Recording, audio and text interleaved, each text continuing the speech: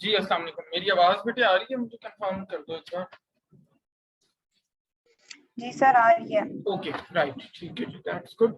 Okay बिस्मिल्लाहिर्रहमानिर्रहीम। So Friday है, तो हमारा प्रैक्टिकल की क्लास है। लास्ट फ्राइडे जो हम डिस्कस कर रहे थे प्रैक्टिकल, उसके अंदर हमने दो तीन चीज़ें बड़ी इंपॉर्टेंट देखी थी। एक तो हमने equipment used in food industries उसको देखा था, फिर हमने ब्लांचिंग को डिस्कस किया था, blanching of fruits and vegetables, blanch test हमने देखा था, और फिर जनाब उसके अलावा हमने प्रिपरेशन ऑफ लाइम पिकल ये हमने किया था। ठीक है, तो आज हम अपना नेक्स्ट प्रैक्टिकल को कवर करते हैं, which is canning and bottling of foods. ठीक है जी, ओके। सो क्या होती है canning and bottling? Basically canning and bottling are two terms जिनको हम सिनोनिमसली यूज करते हैं, यानी एक दूसरे के एक्सचेंज में हम यूज कर रहे होते हैं। सो कैनिंग और बॉटलिंग दोनों जो टेक्निक्स हैं वो बेसिकली हम यूज करते हैं for the purpose of preservation of food, so that जो भी हमारा फूड है, जो फूड प्रोडक्ट है, उसको हम प्रॉपरली प्रिजर्व कर सकें, उसकी शेल्फ लाइफ को इनहेंस कर सकें और वो ज्यादा लंबे अरसे तक फिट फॉर कंजम्पशन रहे। ठीक है, अच्छा, कैनिंग और बॉटलिंग में मेजर हमारा जो प्रिंसिपल है वो होता क्या है? वो ये होता है कि हम जो फूड होता है उसको एक कैन में, एक बॉटल में, एक टिन के अंदर हम डालते हैं और उस कैन या बॉटल को हम हर्मेटिकली सील करते हैं, जो मैंने आपको बताया हुआ है कि एयर टाइट हम उसको पैक करते हैं, और फिर उस कैन को हम एक हाई टेम्परेचर तक for a certain period of time हम हीट करते हैं और फिर हम उसे कूल करते हैं। ये वही वाला प्रोसीजर है जो अभी हमने अपने लास्ट थ्योरी के लेक्चर में जो ड्राइंग एंड कूलिंग को जो हम सब्सिक्वेंट लास्ट वाले स्टेप्स पढ़े थे, जहां तक सो वो हमने कंप्लीट पढ़ा था। ठीक है, अच्छा, ऑब्वियसली कैनिंग एंड बॉटलिंग करने से क्या फायदा होता है? जो माइक्रो ऑर्गेनिजम्स फूड के अंदर प्रेजेंट होते हैं, they are actually destroyed when we heat the food. और फिर इसके अलावा जो हम हर्मेटिक सीलिंग करते हैं अपने फूड की, उसकी वजह से जो न्यू माइक्रोबियल एंट्री है हमारे कैंस के अंदर वो नहीं हो पाती, जिसकी वजह से जाहिर है हमारा फूड जो है ज़्यादा अरसे तक फ्रेश रहता है, फिट फॉर कंजम्पशन रहता है, उसकी शेल्फ लाइफ एनहांस हो जाती है। सो इस पर्पस के लिए जैसे मैंने बताया, हम कैन्स यूज करते हैं, हम टिन्स यूज करते हैं, हम बॉटल्स यूज करते हैं, जार्स यूज कर सकते हैं ग्लास के बने हुए। सो सारी डिफरेंट टाइप्स के जो मटेरियल है वो हम यूज कर सकते हैं। ठीक है, इंडस्ट्रियल लेवल पे जो टिन कैन्स हैं, जैसे आप फिजी ड्रिंक्स के कैन्स लेते हो तो वो टिन कैन्स होते हैं बेसिकली, वो मेनली यूज होते हैं I would say 95% of the time. और घरों के अंदर नॉर्मली जो हम कैनिंग या बॉटलिंग कर रहे होते हैं वो फिर बॉटल्स के अंदर हम ज्यादा उसको बॉटल्स को ज्यादा यूज कर रहे हैं। अच्छा, अब किस किस्म के फूड्स के लिए हम बेसिकली ज्यादा यूज करते हैं ये वाली पर्टिकुलर जो कैनिंग और बॉटलिंग की टेक्निक है? उसके अंदर हमारे डिफरेंट फूड्स आ जाते हैं, डिफरेंट वेजिटेबल्स आ जाती हैं, और मीट्स या मीट प्रोडक्ट्स आ जाते हैं। ठीक है, और फिर इसके अलावा अगर हमने फर्स्ट टाइम या नया नया कैनिंग या बॉटलिंग करनी है तो उसमें फ्रूट्स के साथ अगर हम ट्राई करें तो that is a better option. Vegetables या बाकी जो भी फूड्स जिनकी पीएच 4.5 से ज्यादा होती है, उनको कैन करने के लिए, बॉटल करने के लिए थोड़ा सा एक्सपीरियंस रिक्वायर्ड होता है, क्योंकि उसके अंदर कुछ टेक्निकलिटीज इन्वॉल्व होती है। अगर वो हम चीज़ों को कंसिडर ना करें तो उनके अंदर हेल्थ हैजर्ड्स हमें जनरली बड़ी आसानी से हो जाती है।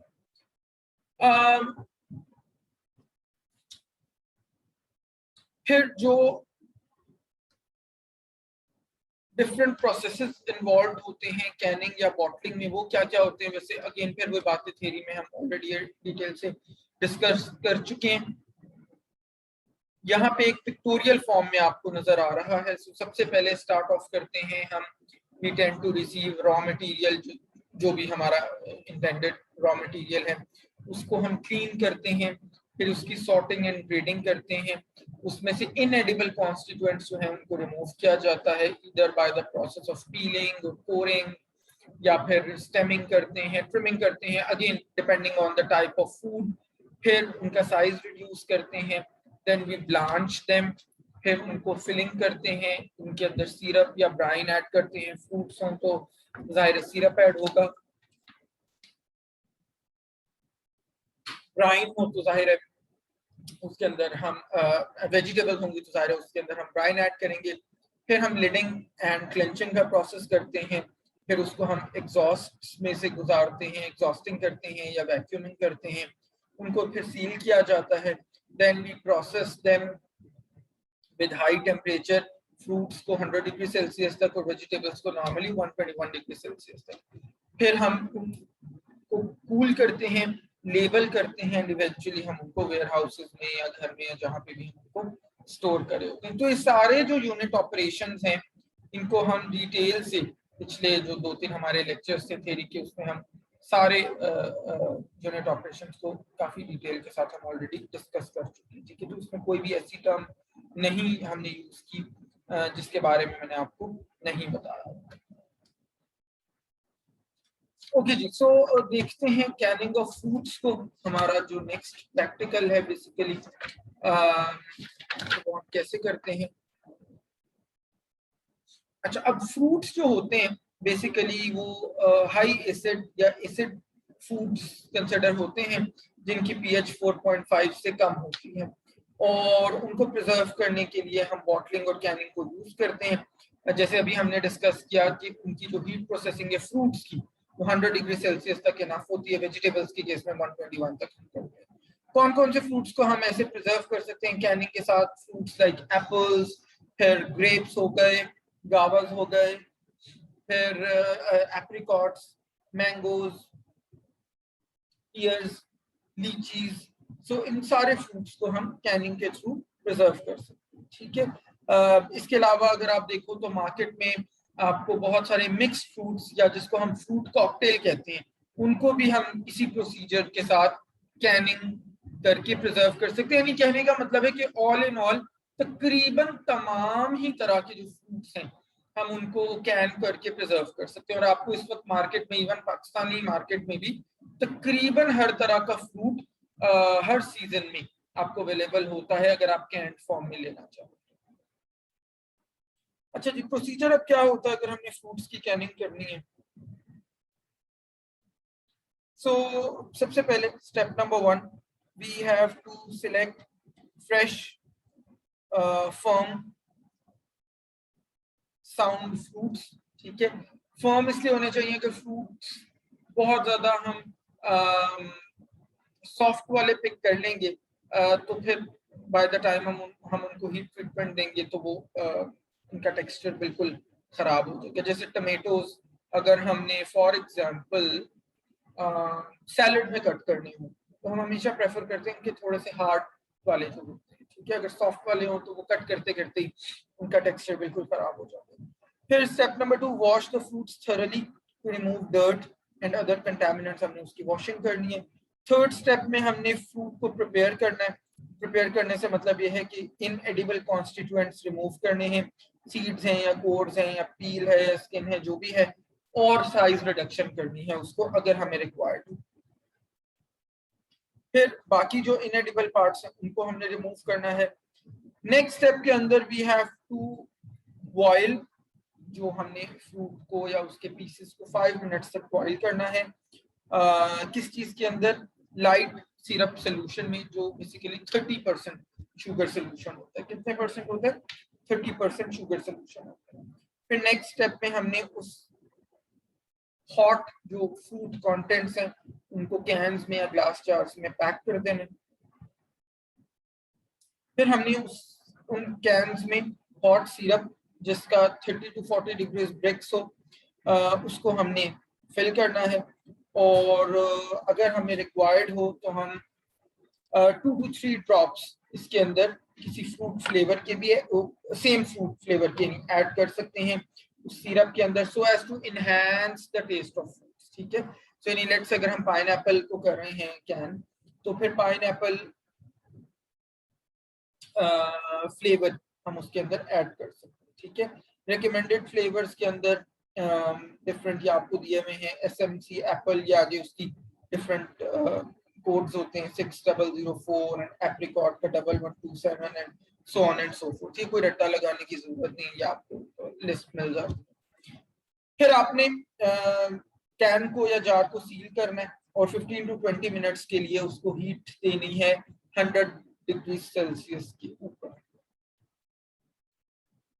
हीट करने के बाद you have to cool to 43 degree Celsius, then label and store in a cool dry place. जो मैंने आपके साथ नोट्स शेयर किए हैं, ये वाली लाइन मेरा ख्याल है थोड़ी सी मिसप्रिंटेड है उसमें।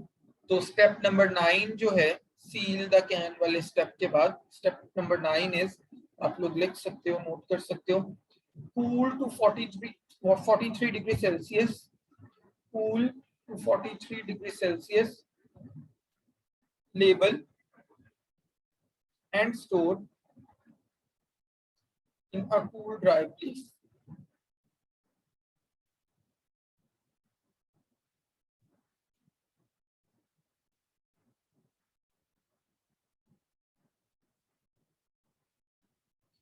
ठीक है, तो इस तरह से आप बड़ी आसानी के साथ फ्रूट्स को कैन करके तो आप उनकी प्रिजर्वेशन कर सकते।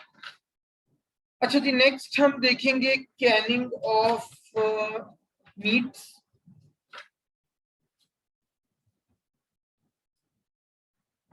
सो किसी भी तरह का मीट हो, वेदर वो वाइट मीट हो या रेड मीट हो, चिकन या फिश या फिर मटन, बीफ, ये तमाम मीट्स जो होते हैं इनको हम लो एसिड फूड्स कंसिडर करते हैं। और लो एसिड फूड्स के अंदर जो हीट ट्रीटमेंट होती है वो उसी तरह से रिक्वायर्ड होती है जैसे हमें वेजिटेबल्स के केस में रिक्वायर्ड होती है। यानी कि कहने का मतलब ये है कि मीट्स को प्रिजर्व करने के लिए हमें ज्यादा हीट देनी होती है कंपेयर टू फ्रूट्स। फ्रूट्स को तो हम 100 डिग्री सेल्सियस तक कर रहे थे, तो वेजिटेबल्स या मीट के केस में हमें तकरीबन 121 डिग्री सेल्सियस तक हीट देनी होती है।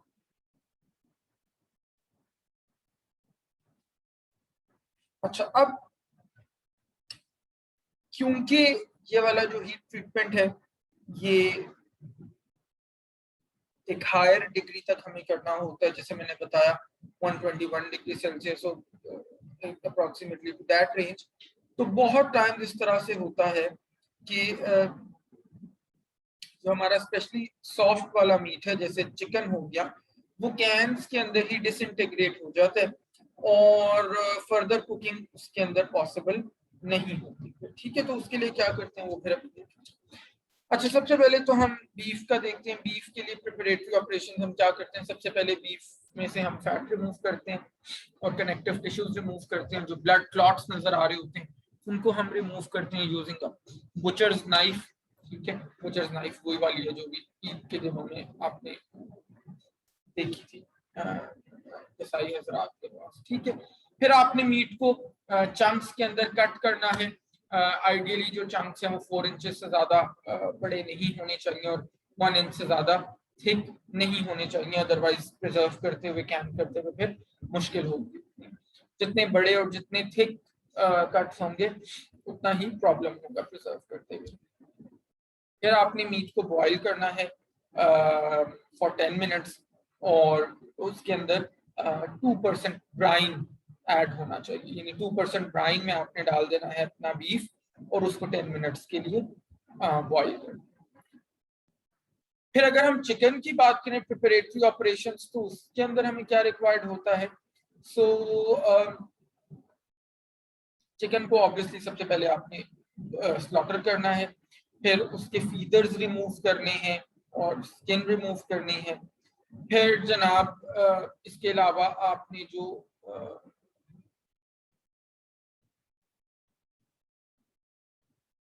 फीदर्स रिमूव करने के बाद जो आपका बर्ड है, जो आपका चिकन है, उसको आपने बेसिकली वाटर के अंदर डिप कर देना है for some time, so that उसमें से जो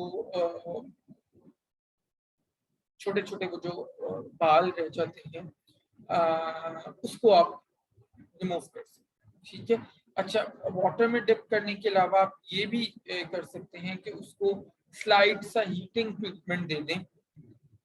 उस प्रोसेस को सिंज करना कहते हैं, सिंजिंग कहते हैं हम उसको। ठीक है। सो दैट फिर ऑब्जेक्टिव वही होता है कि वो जो स्मॉल हेयर प्रेजेंट है उनको हम रिमूव कर सकते हैं।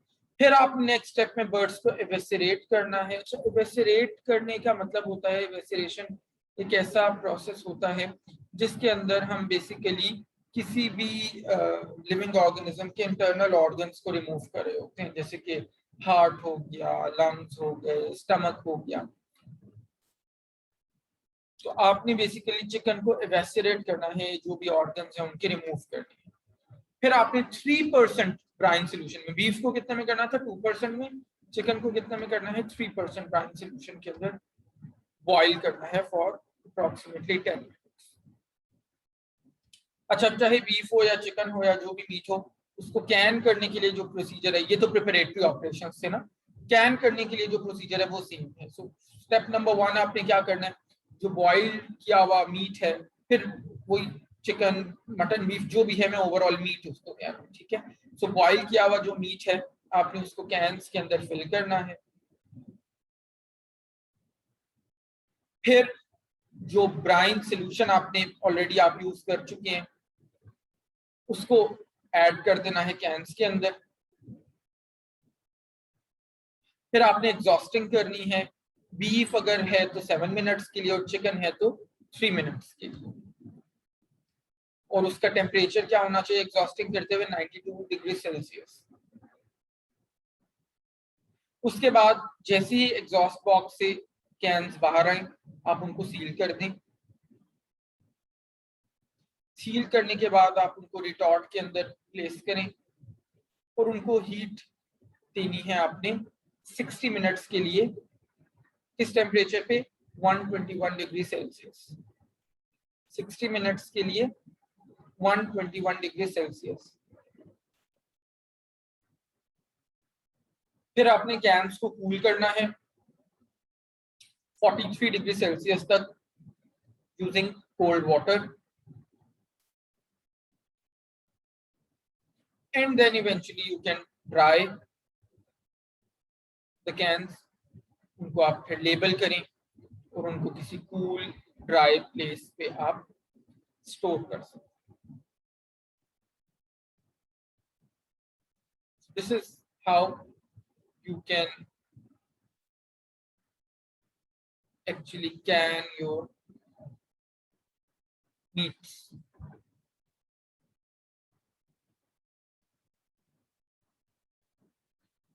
अच्छा जी, नेक्स्ट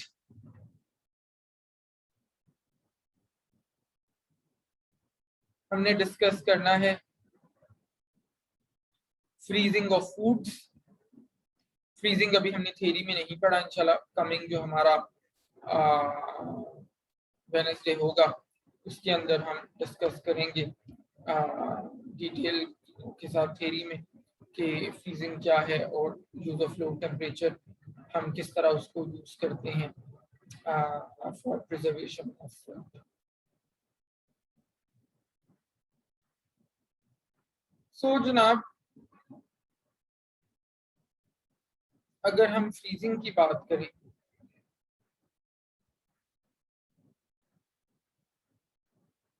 तो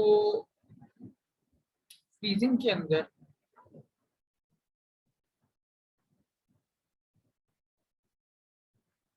हमें सबसे बड़ा बेनिफिट ये मिलता है कि जो मॉइस्चर प्रेजेंट है फूड में दैट बिकम्स अनअवेलेबल। और जब अनअवेलेबल होता है तो कोई भी जो केमिकल या biochemical reactions micro organisms carry out कर रहे होते हैं वो नहीं हो पाते। और बेसिकली माइक्रोबियल सर्वाइवल के लिए जो कंडीशंस होती हैं दे बिकम अनफेवरेबल, और उन अनफेवरेबल कंडीशंस की वजह से माइक्रोबियल ग्रोथ नहीं हो पाती। नॉट ओनली दिस, बल्कि लो टेम्परेचर यूज करने की वजह से जो एंजाइम एक्टिविटी है वो भी हमारी बहुत ज्यादा डिसेलरेट हो जाती है, बहुत ज्यादा डिक्रीज हो जाती है। सो विच मीन्स कि अगेन जो हमारा फूड है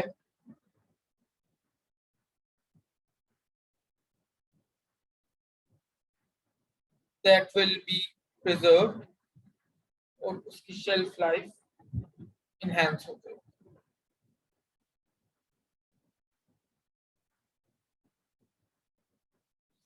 अच्छा, अब इसके अंदर इंटरेस्टिंग ये है, जो याद रखने वाली बात है कि वंस ये आइस क्रिस्टल्स जो हमारे फूड में बनते हैं फ्रीज करने से, जब ये मेल्ट होते हैं तो ये microorganisms they can become active again. So care needs to be taken. जब भी हम फूड को डिफ्रॉस्ट कर रहे हों, डिफ्रॉस्ट करने का क्या मतलब होता है, जब हम वो जो आइस क्रिस्टल्स बने हुए होते हैं उन आइस क्रिस्टल्स को हम रिमूव करते हैं।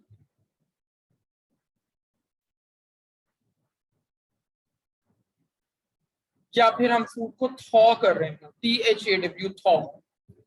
थॉ का मतलब है जो हम, लेट से मैंने फ्रीजर में से चिकन निकाला, मुझे उसको कुकिंग करनी है, सो आधे घंटे के लिए 1 घंटे के लिए मैं उसको रूम टेम्परेचर पे या कैसे वो शायद पानी में डिप करके छोड़ देते हैं, सो दैट वो जो आइस क्रिस्टल्स हैं वो खत्म हो जाए। सो थॉइंग बेसिकली स्लोली जो हम डिफ्रॉस्ट कर रहे होते हैं। Defrost is a quick method of you can say making the food product free of accumulated ice. So defrosting आजकल आप माइक्रोवेव के अंदर भी ऑप्शन आती है, माइक्रोवेव ओवन्स के अंदर, या आप अपने फ्रीजर को टर्न ऑफ भी कर सकते हैं, उससे भी डिफ्रॉस्टिंग हो जाएगी।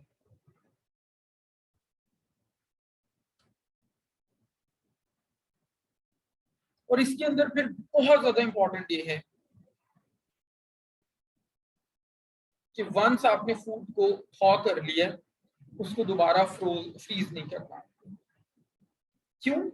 क्योंकि अभी मैंने आपको बताया कि माइक्रो ऑर्गेनिजम्स बेसिकली फ्रीजिंग को सरवाइव करते हैं, और जब हम फूड को थॉ करते हैं या डिफ्रॉस्ट करते हैं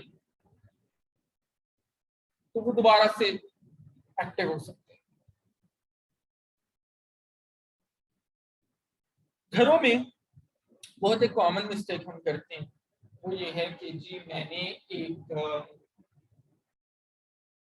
लेट से मैंने अभी, क्या हम नॉर्मली क्या करते हैं जब ईद होती है बड़ी, तो लोग अपने फ्रीजर्स को भर लेते हैं गोश्त से, ठीक है, ये बड़ा कॉमन है घरों में।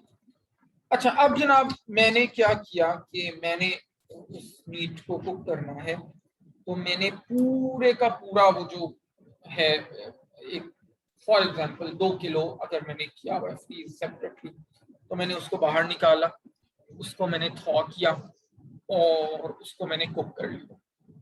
Okay, that's fine. लेकिन अगर लेट से मैंने 2 किलो बाहर निकाला और कुकिंग, जब मैंने 2 किलो बाहर निकाल लिया, थॉ हो गया या डिफ्रॉस्ट हो गया, और अब मुझे रियलाइज हुआ कि नहीं यार 2 किलो बहुत ज्यादा है, मेरा ख्याल है I have to cook 1.5 kg, तो आधा किलो में वापस बीच में रख दो या रख देता हूँ। सो अब वो जो आधा किलो वापस मैंने थॉ करने के बाद या डिफ्रॉस्ट करने के बाद वापस फ्रीज किया है, that has a lot of microbial load, ठीक है, और वो जो फूड है वो फिर हेल्थ हैजर्ड्स क्रिएट कर सकता है। बेटा जस्ट अ सेकंड। अच्छा जी, राइट। सो ये वाली जो प्रैक्टिस है जो मैं बता रहा था, जो हम घरों में बड़ा कॉमनली कर रहे होते हैं, हमें अंदाजा नहीं होता इस बात का, ये दैट कैन बी हैजर्डस। तो अब आपने सिंपल ये करना है, जहन में रखना है कि जब भी आपको फ्रीजर से या even for that matter fridge से भी आपको कुछ निकाल के उसकी कुकिंग करनी है, तो आपने उतना ही पोर्शन, या कुकिंग नहीं भी करनी, let's say for example pizza का पीस पड़ा हुआ है फ्रिज में, आप उसको फ्रीज तो नहीं करेंगे ना, रेफ्रिजरेट ही करेंगे। तो अगर 2 पीसेस पड़े हुए हैं और आपने एक खाना है, तो आपने सिर्फ एक को ही निकाल के उसको गर्म करें और उसको आप कंज्यूम करें। या जैसे अभी हम फ्रीजिंग की बात करें, तो जितना पोर्शन आपने कंज्यूम करना है वो आपको ऑलरेडी पता हो कि जी इतना मुझे, लेट से 1 किलो मुझे मीट की कुकिंग करनी है, तो वो 1 किलो ही आप बाहर निकालें। अगर मजीद आपने बाहर निकाल लिया है, उसको थॉ या डीफ्रॉस्ट कर दिया, अब उसको वापस आपने फिर फ्रीज नहीं करना। अगर गलती से ज्यादा निकाल लिया है और आपकी रिक्वायरमेंट कम की थी, आप उसको अब डिस्कार्ड करें, क्योंकि उसमें माइक्रोबियल लोड आ गया है। अब वो that is not fit for consumption anymore. अच्छा जी, राइट। फ्रीजिंग अब हम किन फूड्स की कर सकते हैं? फ्रीजिंग के लिए हम वेजिटेबल्स उनको फ्रीज कर सकते हैं, फिर हम मीट को फ्रीज करते हैं, मीट किसी भी फॉर्म में हो, मटन हो, बीफ हो, फिश हो, चिकन हो, किसी भी तरह का मीट हो, उसको हम फ्रीज करते हैं। अच्छा, फ्रीजिंग से फिर ये भी फायदा होता है, जो हमने माइक्रोबियल लोड की तो बात की, इसके अलावा हमारे फूड की क्वालिटी काफी अच्छे से बेहतर प्रिजर्व हो जाती है, नेचुरल प्रोडक्ट के काफी सिमिलर करीब करीब ही रहती है। प्लस ये है कि फ्रीजिंग में फायदा ये भी है कि जनरली फूड को फ्रीज करना it is easier compare to canning या बॉटलिंग या इस टाइप की चीजें। उसके अंदर ज्यादा प्रिपरेटरी ऑपरेशंस भी इन्वॉल्व होते हैं और थोड़ी सी टेक्निकलिटीज भी ज्यादा इन्वॉल्व होती हैं। So freezing generally is much simpler. अच्छा, फ्रीजिंग में भी फिर 2 तरह की होती है, वो जैसे हमने हीटिंग में देखा था ना कि HTST है और LTLT है, तो फ्रीजिंग भी फिर एक क्विक फ्रीजिंग होती है, एक स्लो फ्रीजिंग होती है। So quick freezing preferred option होती है, जिसके अंदर हमारी फूड की क्वालिटी नॉर्मली बेहतर होती है कंपेयर टू स्लो फ्रीजिंग, लेकिन घरों में जनरली वो पॉसिबल नहीं होता। फिर एक और चीज है कि अगर आप साइज रिड्यूस करके फ्रीज करेंगे, तो स्मॉलर पोर्शंस की फ्रीजिंग बेटर होती है, ज्यादा बेहतर तरीके से आप उसको प्रिजर्व कर सकते हैं।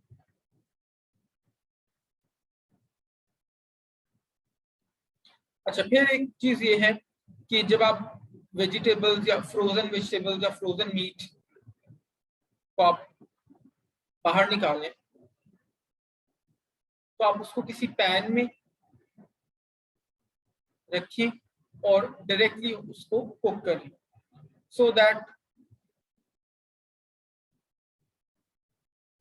जो न्यूट्रिएंट लॉस है और माइक्रोबियल ग्रोथ है वो कम से कम हो सके।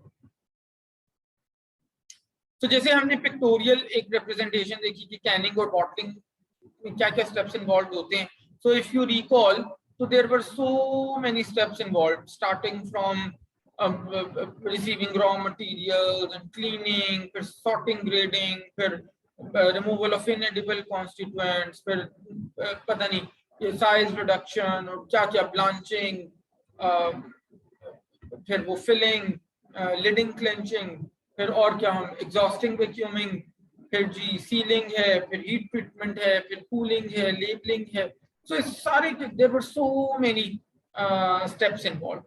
Whereas अगर हम फ्रीजिंग की बात करें, तो it consists of only a handful of steps. So preparation of raw material, maybe you have to remove some inedible constituents, उसका size reduction करना है या blanching करनी है.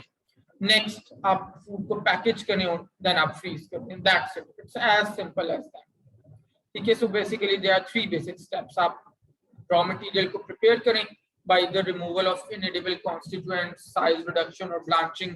फिर आप उसकी packaging करें और आप उसकी freezing करें.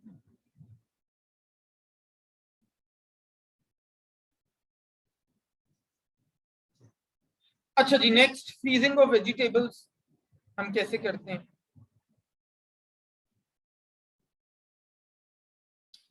सो vegetables, almost all vegetables can be frozen.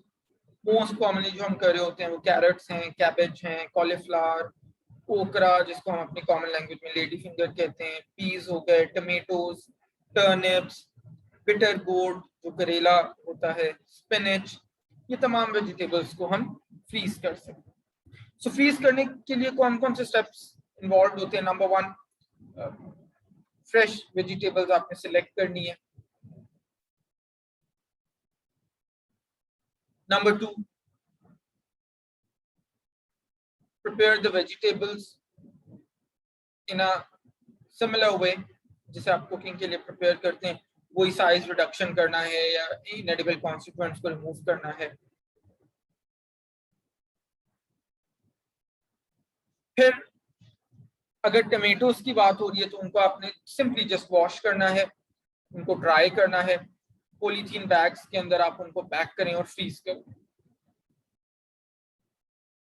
Otherwise बाकी वेजिटेबल्स को आप 3 to 5 मिनट्स के लिए ब्लांचिंग करें.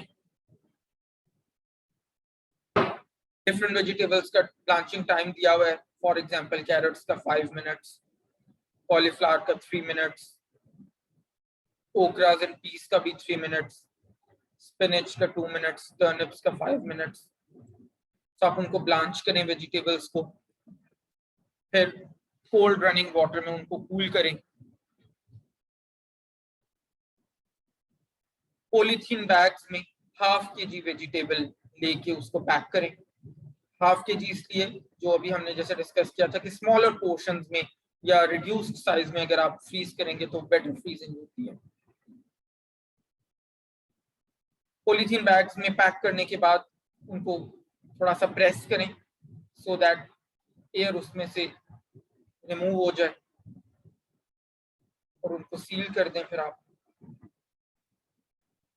फिर उनको you can place them in the freezer. और फिर जब तक उनको आपने फ्रीज करना है तब तक आप उसी तरह से उनको फ्रीजर के अंदर रहने दें. ठीक है. So this is a very simple method of preserving your vegetables or even meats for that matter. अभी हम नेक्स्ट आगे पढ़ेंगे.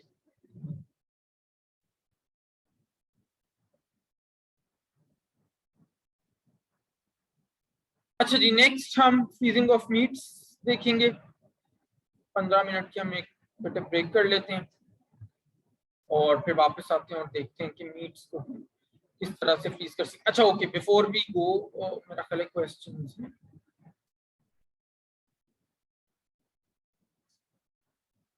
अच्छा जी, क्वेश्चन है,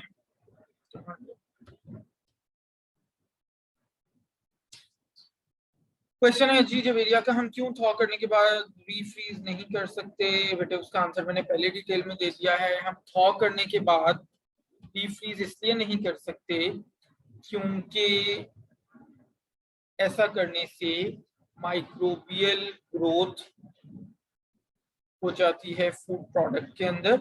और अगर हम उस फूड को कंज्यूम करेंगे जिसको हम वंस थॉ कर चुके हैं और फिर हमने फ्रीज कर दिया और फिर हम दोबारा निकाल के उसको कंज्यूम कर रहे हैं गर्म करने के बाद या जैसे भी, तो फिर हमें चांसेस आर वेरी हाई कि हमारे लिए वो हैजर्डस हो सकता है. Those kinds of foods could cause food poisoning और अदर इश्यूज. फिर एक और जवेरिया का क्वेश्चन है, कि जी what % of nutritional value of foods is lost due to freezing। नहीं बेटे देखो, ये कोई फिक्स्ड परसेंटेज नहीं है, इसका कोई एक आंसर मैं नहीं दे सकता, या कोई भी किताब में आपको कोई एक आंसर नहीं मिलेगा। It really depends on the nature of the food, आप उसको कैसे फ्रीज कर रहे हैं, कितनी ड्यूरेशन तक के लिए फ्रीज कर रहे हैं।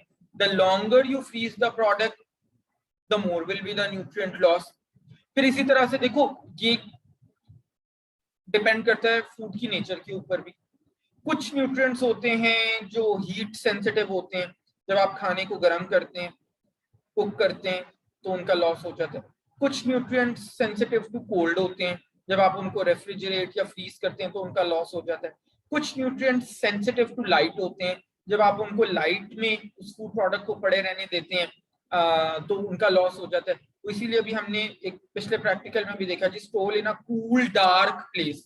तो वाई डार्क इज नीडेड, इसीलिए नीडेड है कि बहुत सारे न्यूट्रिएंट्स सेंसिटिव टू लाइट। ठीक है, तो ये इट रियली डिपेंड्स, ये इसका कोई एक डेफिनेट आंसर नहीं। अच्छा, आयशा का क्वेश्चन है sir, within how much time meat should be cooked after thawing और डीफ्रॉस्टिंग। बेटे as soon as possible, as soon as possible. कि लेट से कि जी आपने जो आपका मीट है, आपने उसको थॉ किया या आपने उसको डिफ्रॉस्ट किया, उसको आप कोशिश करें कि जितना जल्दी हो सके आप उसको फिर कंज्यूम करें। ठीक है, जितनी देर तक वो पड़ा रहेगा उतने ही चांसेस ज्यादा हैं कि उसके अंदर माइक्रोबियल ग्रोथ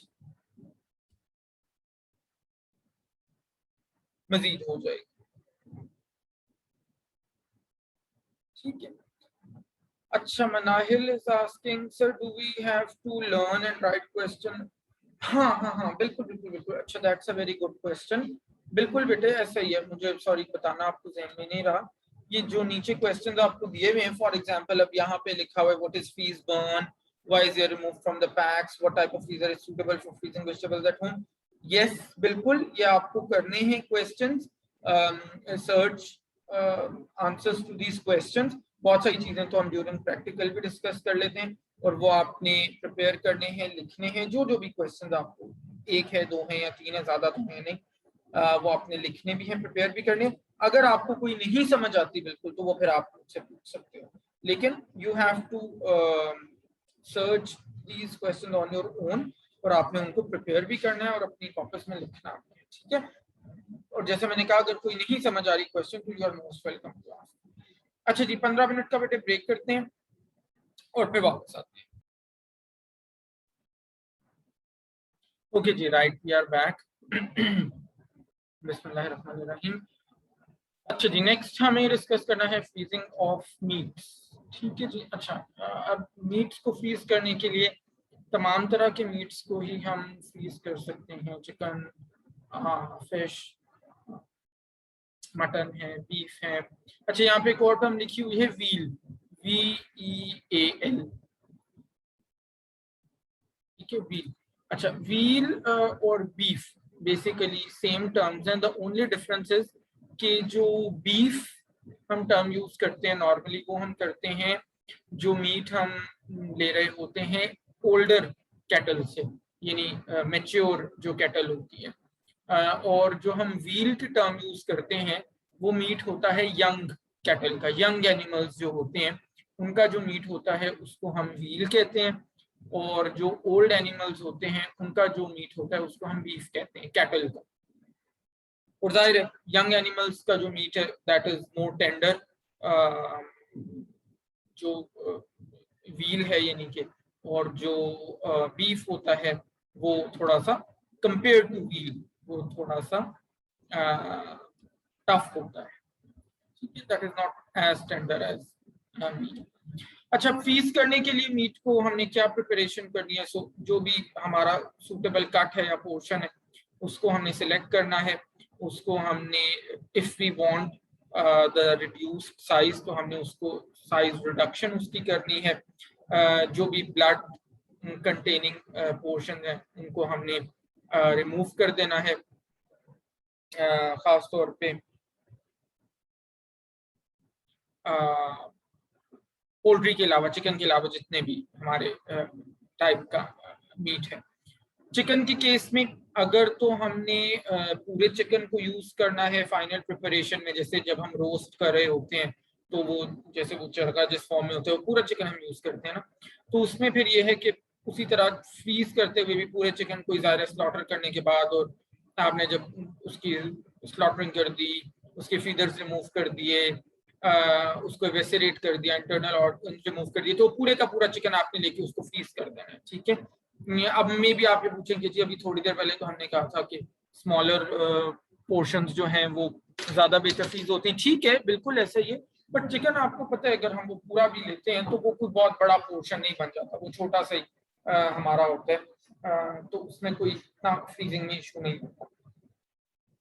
ठीक है, अच्छा फ्रीजिंग के लिए प्रोसीजर क्या है जी? सबसे पहले जाहिर है हमने स्टेप नंबर 1 में जो भी हमारा मीट है उसको हमने प्रिपेयर करना है, उसको वॉश करना है और उसमें से वाटर को ड्रेन होने देना।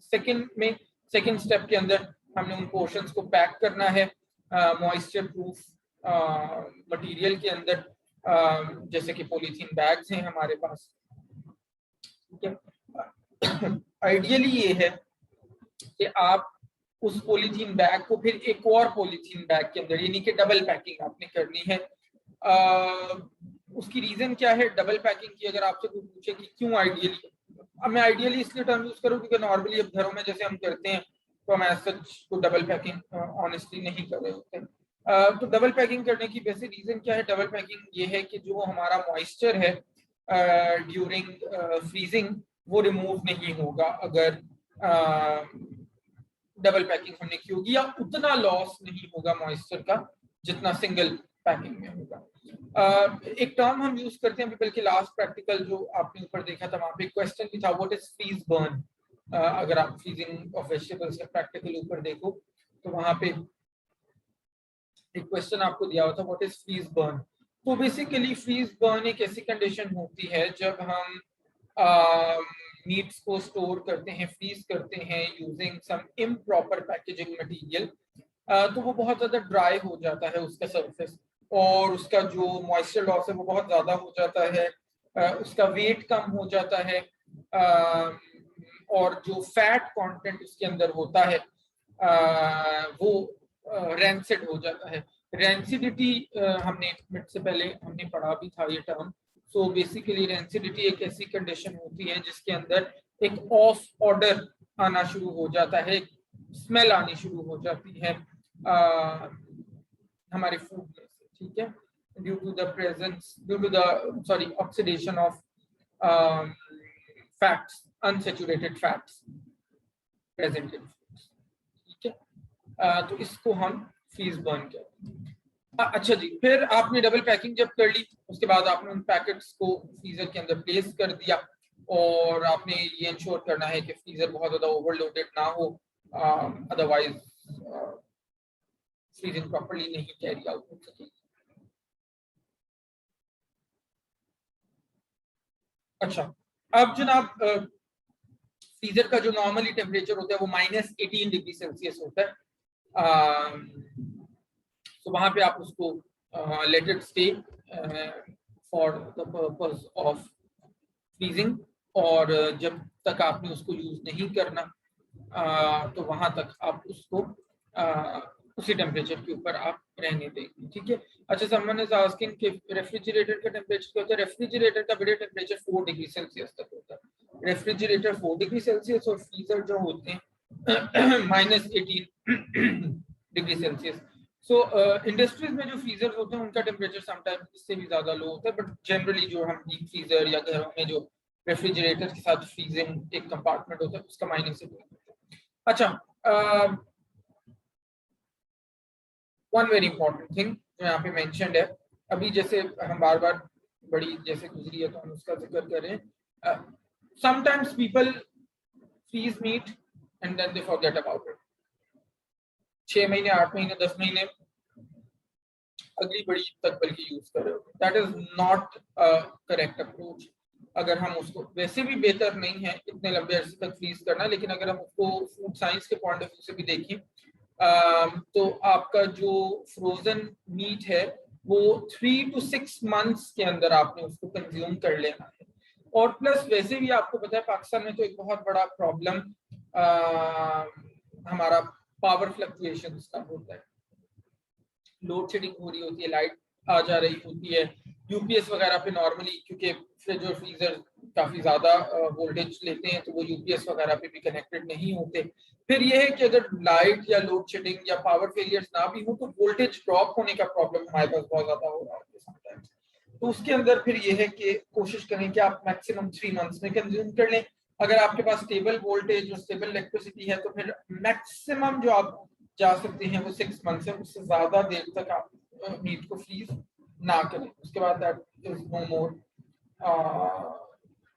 Fit for human consumption. ठीक है,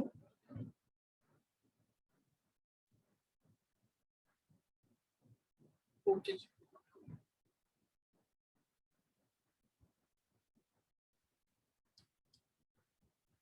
डिहाइड्रेशन को हम बाद में डिस्कस करेंगे इंशाल्लाह।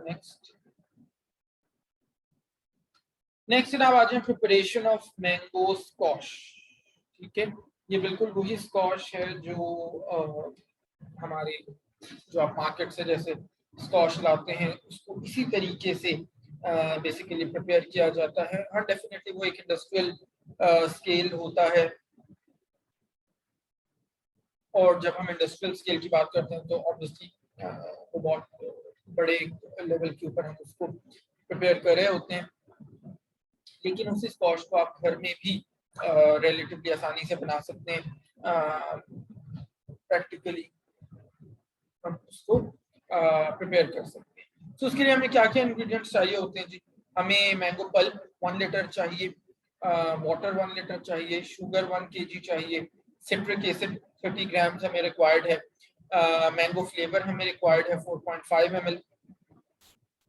फिर जनाब इसके अलावा ऑरेंज रेड कलर और येलो कलर हमें रिक्वायर्ड है 0.2 ग्राम सिर्फ। पोटेशियम मेटाबाइसल्फाइड हमें रिक्वायर्ड है 2 ग्राम। और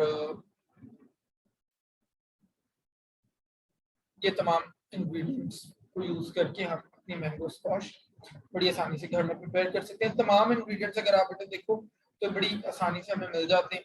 लैब में कई बार हमने प्रिपेयर की भी है, खुद भी की है जब हम स्टूडेंट्स होते थे, और करवाई भी है।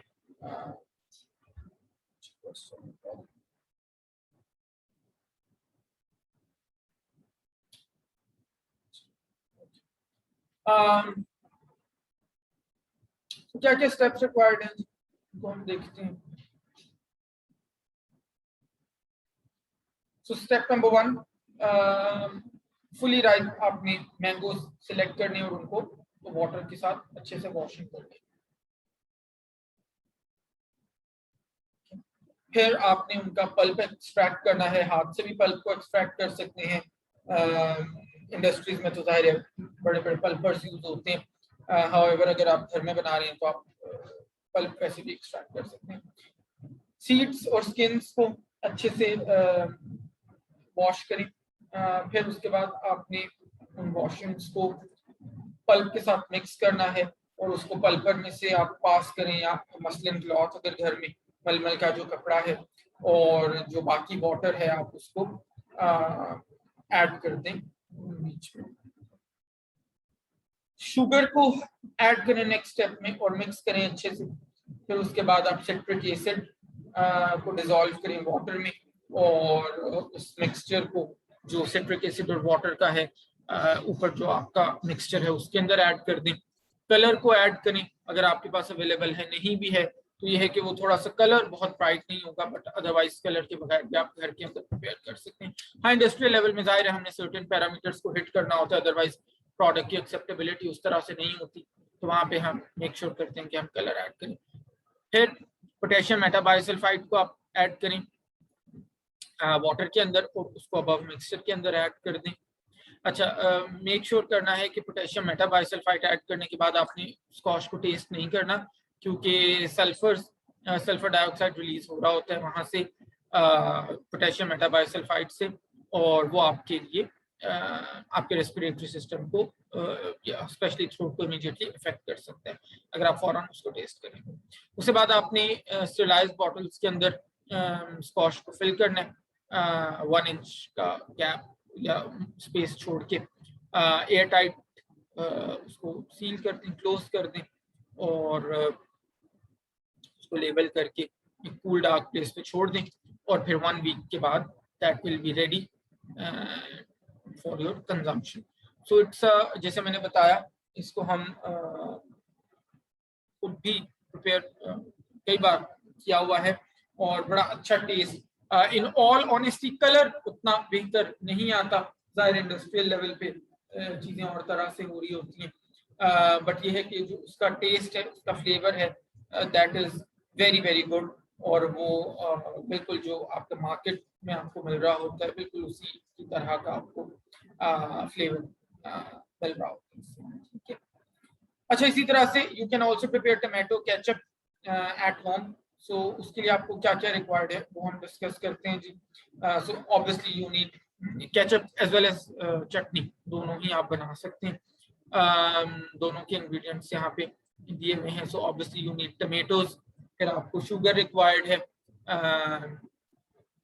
जिंजर रिक्वायर्ड है, आपको चॉप्ड अनियन चाहिए, चिलीज रिक्वायर्ड है, गार्लिक रिक्वायर्ड है, ग्राउंड स्पाइसेस वो रिक्वायर्ड है, सॉल्ट रिक्वायर्ड है, केमिकल्स के अंदर सोडियम बेंजोएट और ग्लेशियल एसिटिक एसिड आपको चाहिए, और इसके अलावा रेड कलर आपको या ऑरेंज रेड कलर आपको रिक्वायर्ड होगा। ठीक है, अमाउंट्स जो हैं वो केचप और चटनी के लिए वो आपको दी हुई हैं, एग्जैक्ट अमाउंट्स को आप फॉलो कर सकते हैं। अगर आपने कम अमाउंट्स में बनानी हो तो इन्हीं अमाउंट्स को आप 2 से डिवाइड कर लें और अकॉर्डिंगली आप घर पे बना के ट्राई कर सकते हैं।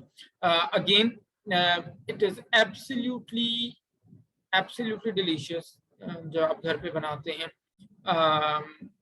प्योर इंग्रेडिएंट से मिलके बनती है, जाहिर सबसे बड़ी बात है कि है, सो क्वालिटी बहुत अच्छी होती है। नॉट रियली बेटे, अमाउंट्स की नहीं जरूरत, इंग्रेडिएंट्स आपको जरूर पता होने चाहिए, वो मैं आपको जरूर कहूँगा, अमाउंट्स की जरूरत नहीं है।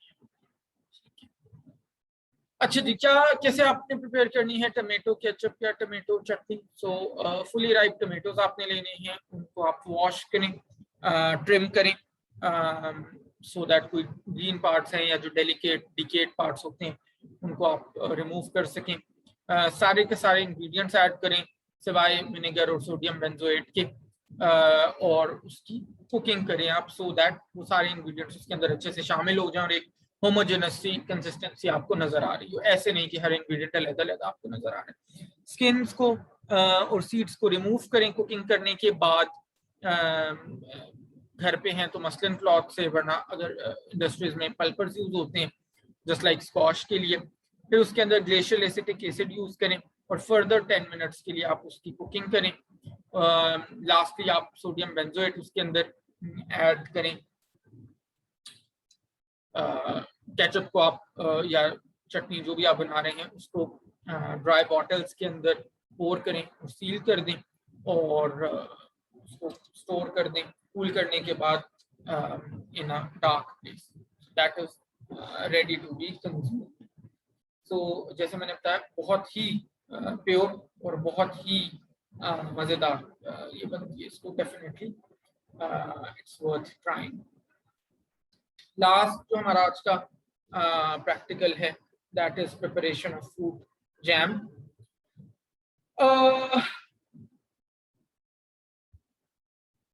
तो जैम्स क्या होते हैं जी? जैम्स वो वाली फूड प्रोडक्ट्स होती हैं जिनके अंदर हम फ्रूट को बॉईल करते हैं और ऑलमोस्ट इक्वल क्वांटिटी उसके अंदर हम शुगर की ऐड करते हैं, सो दैट एक थिक सी कंसिस्टेंसी, जब आप स्लाइस के ऊपर जैम लगाते हो तो वो कोई लिक्विड नहीं होता, वो कोई फ्लो नहीं कर रहा होता, सेमी लिक्विड सेमी सॉलिड सा होता है, थिकर कंसिस्टेंसी उसकी होती है। ठीक है,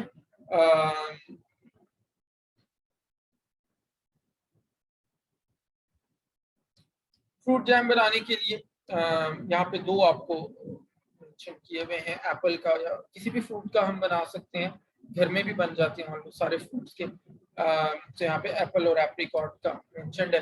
सो आपको what you need is the desired fruit, sugar चाहिए आपको, वाटर चाहिए, सिट्रिक एसिड चाहिए, पेक्टिन आपको रिक्वायर्ड है, कलर रिक्वायर्ड है, आर्टिफिशियल फ्लेवर रिक्वायर्ड है, सोडियम बेंजोएट रिक्वायर्ड है।